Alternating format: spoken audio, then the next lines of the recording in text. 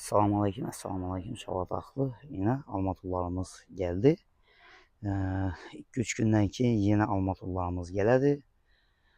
Bilkələr bilən gəlib durdu yine. 2-3 günə yeni almatullarımız gələdi. Daşlarımız zakotop getib kopmuz, simitlərimiz zakotop getib kopmuz yine. Yine çok bir trassamız xuda xalası yine iş ayağını ötüb ola geldi. Xuda xalası ötüb gəldi. Yine xuda xalası Şavat City Nevada kanalını uzakı 2-3 aya belki ondan az buluşu mümkün tapşıradılar. Yan tarafımız yine çok bir trassanı zdaniyesi demirden diklenip duruyor.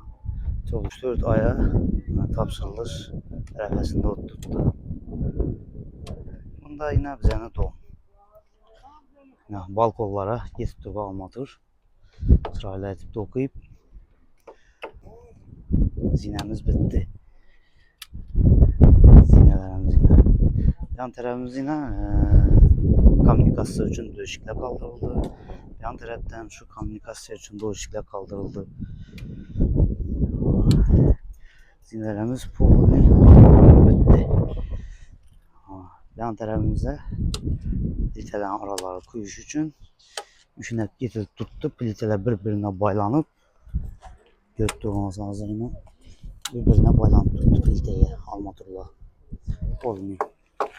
Ben anlaram üşünlü almatır müstahkem olucu için almatırlan işlet tutmaz. Birbirine baylanıp getirdi üşünədir. Ağzı bir anda balkonuna almatırının karkasını dokuttular. Birden çıkıp siyasi olup betondan çıkardılar. Kişiyetirliler bu işini. Emmesine. Siyasi oladı işini. Çaylı olup oynanıp bitirdi işini değil. Müstahkemliğine itibar karşış gerekmez. Caylarımız sıfətli, Alaman desenizle APS numarlarını kaldıramız. Bize bilen bağlanıp sayının kvadratları, çevirmeleri boyunca gerçekleşik görüşleriniz mümkün. Kütük kalamız ofisimiz 8. kardeşin doğusu.